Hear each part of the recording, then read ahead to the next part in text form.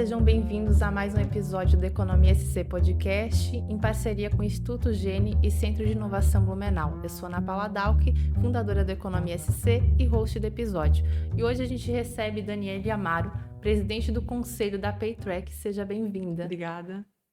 E aí, para começar, a gente quer saber um pouquinho da tua história profissional, né? Que a ideia é a gente contar aí um pouquinho da tua linha do tempo. Você já teve aqui no Centro de Inovação também por um Aham, tempo, mas antes disso, quem que é a Daniele antes da Paytrack? tá bom.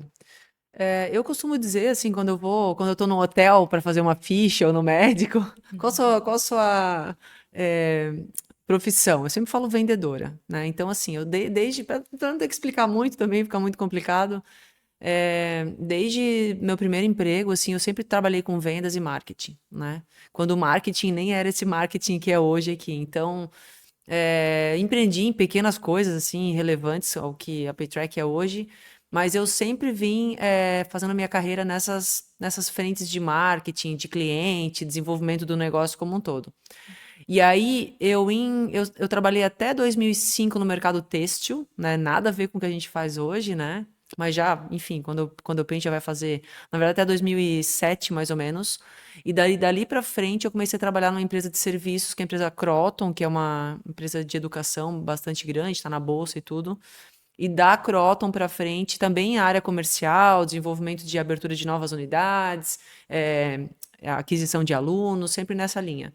Então, quando eu resolvi sair do têxtil, né, eu quis ir para uma linha um pouco mais corporativa, empresas maiores, que era algo que eu não tinha vivido ainda, né? Foi quando eu fui para a Croton. E lá eu fiquei quase 6 anos antes da Paytrack, né? E eu, na verdade, nem queria sair de lá na época, porque o Edson já estava empreendendo com a Paytrack há alguns meses, assim, poucos meses. O Edson, que é meu sócio, ele já estava alguns meses empreendendo.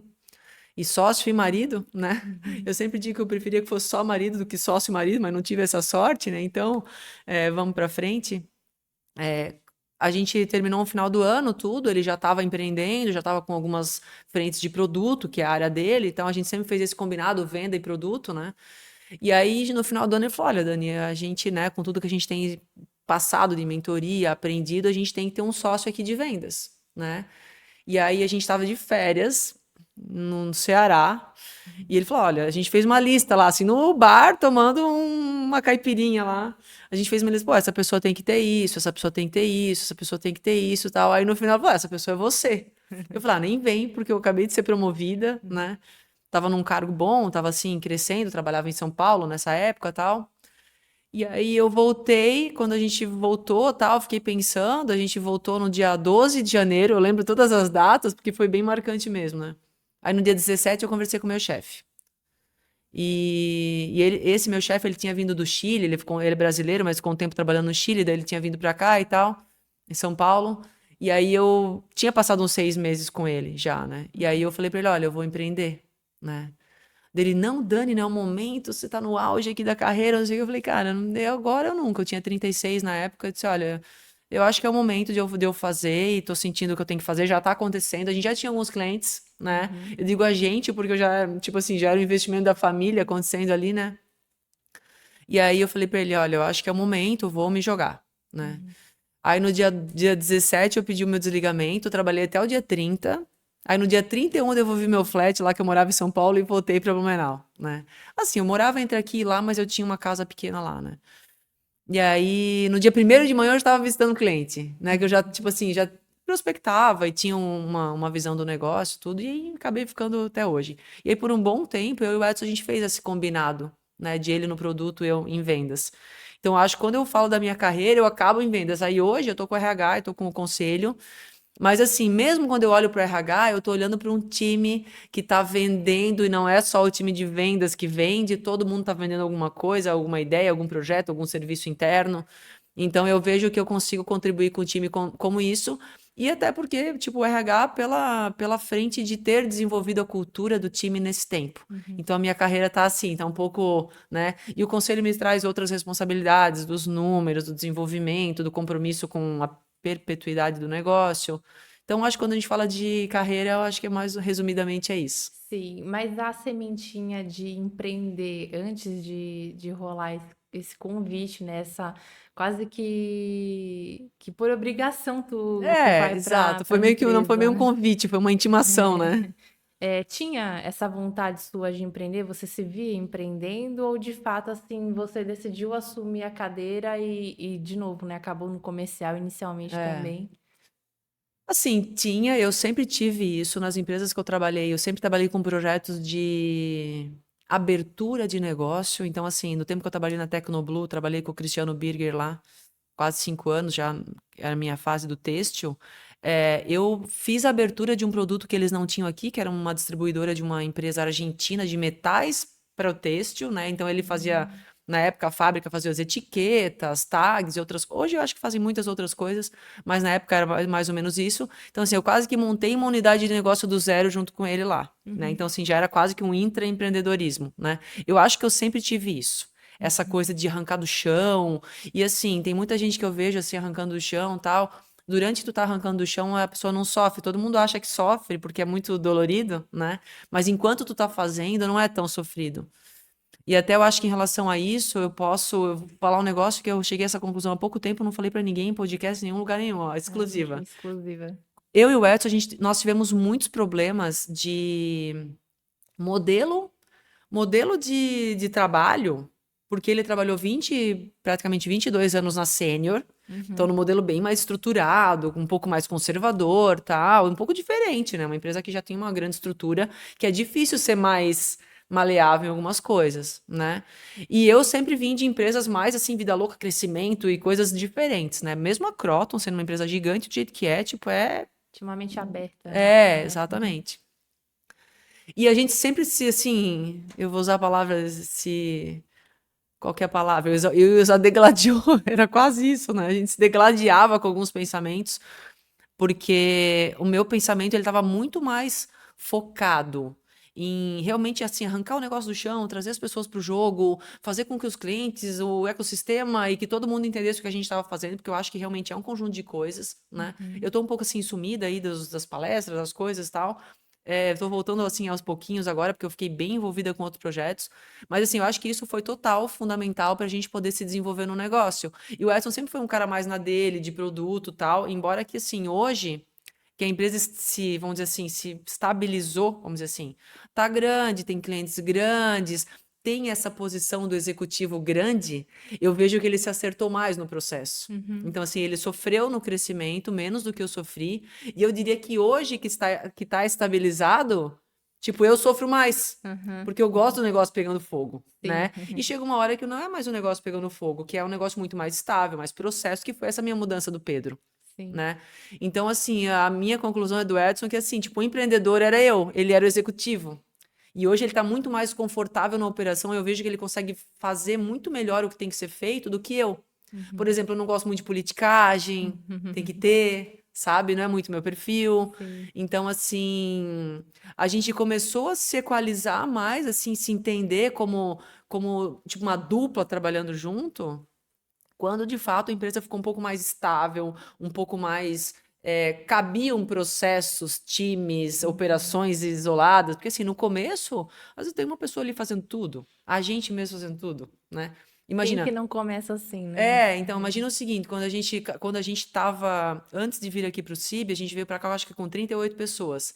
Ali a gente cresceu um pouquinho e tal, mas assim, até um ano atrás, tipo assim, tinha 15 para fazer exatamente o que a gente faz hoje em 280. Uhum. Só que cada um fazia na sua proporção ali, claro, muito menor, muito pequeno, mas assim, é uma coisa que tu tem muito mais controle. E Sim. isso me desespera como empreendedor. O empreendedor, ele quer ter controle. E daí a empresa, quando cresce, tu perde um pouco o controle. Eu falei pro Pedro alguns dias, falei, Pedro, Dani, mas o que que tu gostaria? Eu falei, eu não gostaria nada, eu não tenho que querer nada. Porque não é assim, há 3, 4 anos atrás, eu queria alguma coisa, eu movimentava as pessoas que estavam ali e conseguia fazer. Tipo, hoje tem todo um processo, tu tem um coordenador, tu tem não sei o quê, tu tem o cara lá na ponta que nem sabe como tu pensa, Uhum. às vezes o cara que tá sendo treinado ainda. Uhum. Então, assim, eu vejo que eu sempre tive essa coisa do empreendedor. E Sim. eu digo que eu faria tudo de novo, que não sofri com isso. E agora, voltando um pouquinho ali para o início da história da Paytrack, né? Daí tu falou que o Edson já empreendia em alguns É, meses, mas como é que surgiu essa ideia? Porque se ele vem da sênior de 22 anos, aham, qual que foi a virada de chave para ele empreender sim. também exatamente no segmento que vocês atuam? É, assim, o negócio em si, ele não foi bem uma ideia que nasceu pronta. Isso é um negócio que é bem difícil sempre explicar, porque sempre os jornalistas querem essa resposta. Qual foi o pulo do gato que vocês criaram a Paytrack? Não Não teve teve. isso. Uhum, Tipo, era uma coisa que virou uma coisa. Hoje, se tu olhar o nosso deck lá, cara, são N produtos, N coisas, mas claro, sempre com a essência de ser gestão de despesas, né? uhum, Que é essa estrutura para o CFO, para o gerente financeiro, para o gestor de viagem corporativa. Então, sempre teve ali, só que foi incorporando, foram sendo incorporados serviços. E aí, assim, quando a gente olha para o início lá, como isso aconteceu, na época, a Sênior tinha uma solução que assim, a nossa solução era bem de nicho. E uma uhum, empresa muito grande, ela não consegue trabalhar uma coisa de nicho, é mais uhum, difícil, né? uhum, E o Edson estava provocando a Sênior a fazer um produto mais nichado, tal, na época. Eu não lembro muito detalhes disso, né?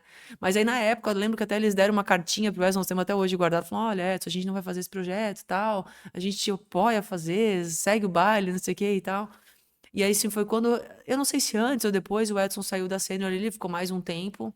O Edson trabalhou não só em produto, em área de negócio, lá na Sênior, tal, ficou em São Paulo um tempo também. uhum. Mas foi mais ou menos ali. Dali começou uma primeira ideia, né? E aí a ideia foi se transformando, era uma coisa, foi incorporando outra, pagamentos digitais, outras funcionalidades para o cliente, enfim. E é o que mantém o negócio vivo, tem que sempre incorporando, crescendo, né? Uhum. E hoje, quais são as principais funcionalidades que vocês têm, assim, que são carro-chefe da Paytrack, de Tá. fato? A gente faz como um todo a gestão da despesa corporativa. E a gente Uhum, dá um foco na viagem corporativa. Então, por exemplo, vou dar um exemplo de um cliente nosso daqui de de Blumenau, né? A Hering, por exemplo. uhum, A Hering ou a VEG são nossos clientes daqui, maiores. A Hering tem lá 200 pessoas na operação que precisam viajar todos os meses para, enfim, visitar distribuidora, visitar fornecedor, pesquisa de moda, o pessoal do financeiro tem que fazer treinamento, tem que visitar as filiais, tudo isso tem gente viajando, né? uhum, E isso gera um pedido de passagem aérea, isso gera um pedido de adiantamentos para gastos durante a viagem, ou a gestão de um cartão corporativo que o colaborador tem, e ele tem que cumprir regras com aquele cartão corporativo. Então, tudo isso uhum, a gente faz pelo sistema. Eu diria que as principais, na tua pergunta, a gestão da viagem como um todo, os serviços da venda do carro, aéreo, hotel como um todo, uhum, a gestão da despesas, então os meios de pagamento que ele usa, ou um adiantamento, ou um reembolso, ou um cartão corporativo uhum, gerenciado. E depois tem a área de mobilidade, integração com Uber, com 99, que a empresa precisa ter essa fatura, e tal. Então, uhum, basicamente isso. uhum. Vocês tiveram nessa jornada investimentos também, né? Aí queria que tu comentasse também um pouquinho de como eles aceleraram, né, o desenvolvimento de vocês. Aham, E também um pouquinho dos diferenciais da solução, né? Acredito que vocês têm um concorrente no mercado, né? aham. E aí, como é que vocês se diferenciam nesse processo? Tá. Sobre o investimento, a gente tomou um investimento com a Parceiro Ventures em 2021. A gente estava aqui no CIB ainda naquela época, né? Uhum, Foi um investimento de 8,5 milhões de reais. Uma parte disso foi porque o fundo comprou a parte dos investidores anjos que a gente tinha desde o começo, uhum, né? Que então até então era um valor realmente de anjo, né? Um negócio diferente. Então a gente foi para a estrutura da operação, foram 5 milhões que a gente uhum, de fato captou para a operação, né? E na época a gente tomou essa decisão porque era algo que conversava com estruturar uma liderança, investindo em produto, em marca e crescendo com isso. E deu uhum, certo, porque às vezes, eu também não captei, não diluí, mas também não virei o líder de mercado. Né? uhum, Então, hoje, quando a gente olha para a solução nacional de expense management, que é toda essa estrutura do relatório de viagem, a gente lidera hoje em volume de negócios, exceto com uma solução internacional, que atua bastante forte aqui, que é o concurso da SAP. Né? Então, é uhum, uma coisa né, muitíssimo maior, né? uhum, Outra proporção. Então, assim, a gente, como diferencial, eu brigo com a SAP em alguns clientes grandes, tem muito cliente que é da SAP também, e o principal ponto aí, quando eu olho para isso, para esse lado, é essa questão da tropicalização do processo. Então, assim, uma empresa que vem de fora, ela tem alguns desafios em incorporar no Brasil, né? Uhum. Questões tributárias, questões de moeda, que muda muito. Então, assim, principalmente tributário, que, assim, tem que se adequar a regras de impostos e tudo isso a gente faz pelo sistema, né? Uhum. Então, acho que esse é um dos diferenciais. E eu acho que outro é que a gente, desde o início, a gente foi co-criando esses produtos com os clientes. Então, Uhum. assim, nunca teve pronto o produto quando a gente foi para o mercado. Esse é Sim. um dos pontos que eu trato, assim, nas minhas mentorias, tudo. Ah, não, eu não estou cobrando ainda porque eu vou esperar ficar pronto o produto. Não, tu começa agora a já botar, porque se ninguém pagar, tu já sabe também que não Uhum. resolveu problema nenhum. Eu acho que a gente co-criou muita coisa junto com os clientes. Hoje vocês têm que número de clientes? Onde vocês estão? Quais Tá. estados, enfim? A gente tem hoje, mais ou menos, vou assim, dar um número grande, 800 grupos econômicos. Uhum. Então, assim, são empresas que muitas vezes é uma empresa que está ali como grupo econômico, mas, sei lá, 15 CNPJs, por exemplo, a JBS é o nosso cliente, é um Uhum. contrato, mas aí tem a Swift, tem todas as empresas do grupo ali, agora Seara, enfim, todas Uhum. as empresas que compõem ali o grupo, né? Então, são quase 3.000 CNPJs com 800 grupos econômicos hoje. Uhum.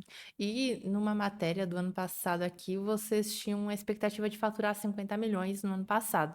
Bater uma meta. Bateu a Bater meta. uma meta. Esse ano, o que vocês têm de expectativa? O que vocês planejam? Novas funcionalidades? O que vocês têm em mente aí para os próximos meses? A gente tem algumas coisas de produto, né? Mas a gente, assim, pós a entrada da Parceiro Ventures, a gente investiu muito em produto. E é uma coisa que demora a colher, né? Uhum. Então você começa, lança os produtos, vai para o go-to-market, vai para o cliente, aí o cliente devolve com melhorias. Então não é tão simples, lança um produto, saio vendendo e ganho dinheiro. Então a Uhum. gente sabia que a gente tinha um tempo para colher aquele investimento, né? Uhum. E aí eu diria que para esse ano de 2022 para 23, os últimos 12 meses, um pouco de 2022, um pouco de 2023, a gente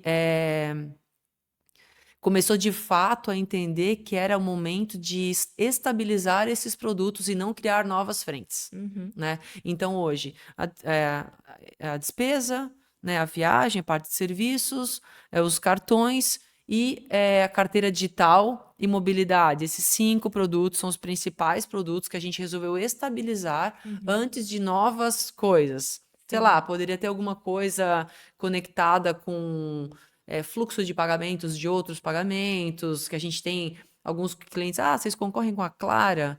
Sim e não, porque a Clara ela acaba indo numa gestão de pagamentos todo tipo. A gente está Uhum. um pouco nichado, bastante nichado, na visão um pouco mais da viagem, né? Uhum. Mas alguns clientes acabaram adaptando por conta própria o produto para fazer outras coisas. Então, assim, a gente poderia criar novas frentes de negócio, Uhum. né?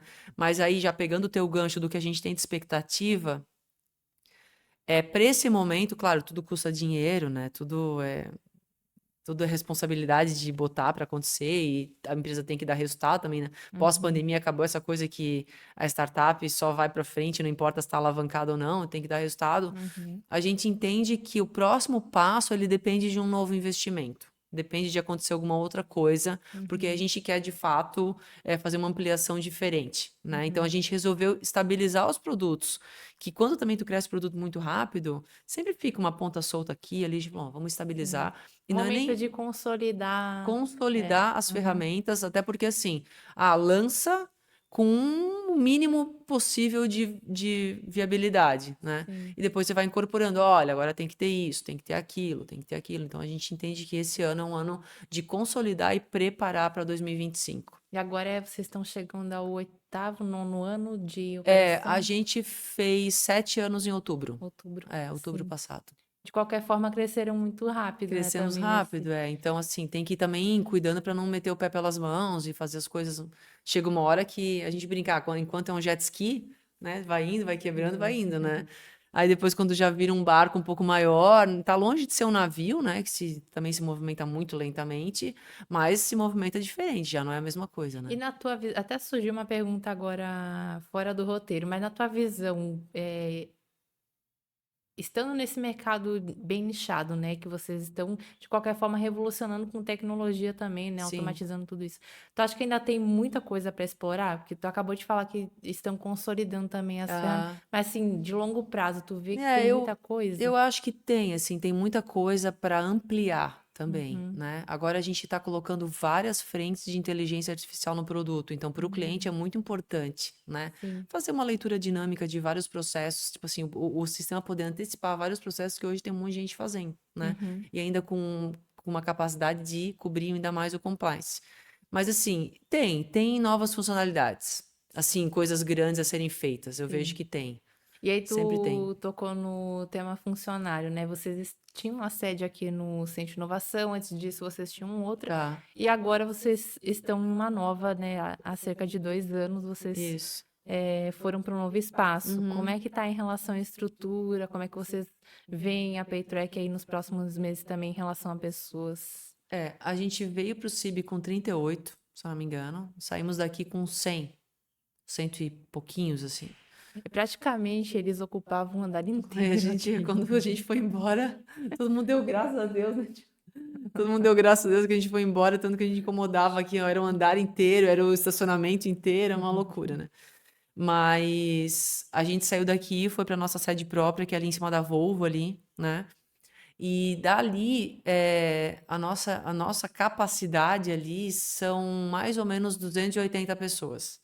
Então, Uhum, desses 280 que a gente tem hoje, por que que a gente ainda tem um espaço? Porque 30 estão em São Paulo e uhum, tem mais uns 20 que estão em outras cidades, em outros lugares totalmente remotos. uhum, Então, não estão, acabam que eles não estão aqui. Então, a gente tem algum espaço ali ainda, mas essa semana eu tive reunião com o pessoal lá, estamos com a corda no pescoço já em breve, até uhum, porque não é só sentar numa mesa, né?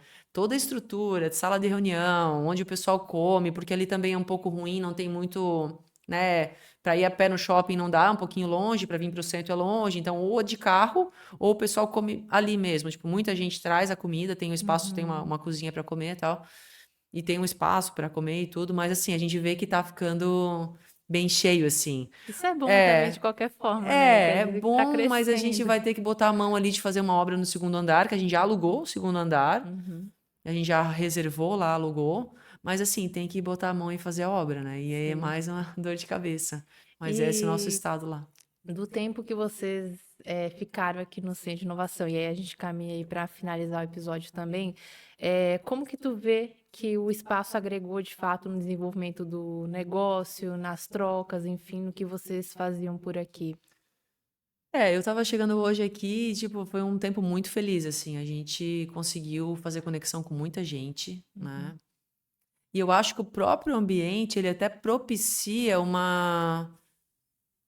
acho que uma coragem maior para o empreendedor, porque tu começa a enxergar mais coisa acontecendo. Acho que uhum, quando tu está empreendendo sozinho, num canto, num lugar, é um pouco difícil, às vezes tu desconecta de coisas que no dia a dia não dá tempo, uhum, sabe? E isso eu sinto um pouco falta lá.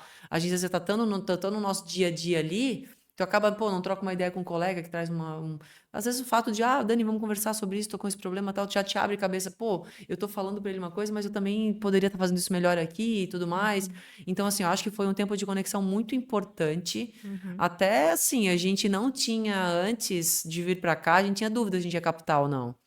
E assim, estando num ambiente que respira um pouco isso, né? uhum. A gente teve um pouco mais de coragem para fazer as coisas. Então, assim, eu vejo que foi um tempo muito bom, assim.